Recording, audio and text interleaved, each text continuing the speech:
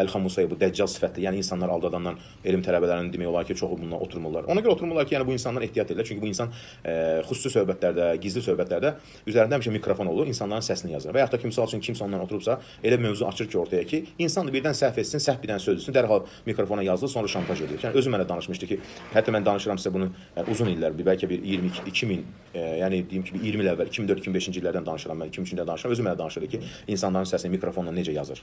Və sonra həmən insanlara şantaj edir. Yəni həmişə üzərində düşünün 2004-2005-ci illərdə, 2003-cü illərdə yazırdısa, indi görün necə mikrofonlar var. Yəni texnika inkişaf edib, səs də yazar, görüntü də çəkər. Yəni bu insandan ona görə çoxları elm tələbə oturmurlar ki, bu insan şantaj edir. Yəni həmişə üzərində mikrofon. Xüsusi görüşlərdə heç kimsə buna oturmaq istəmirlər elm tələbələrinə.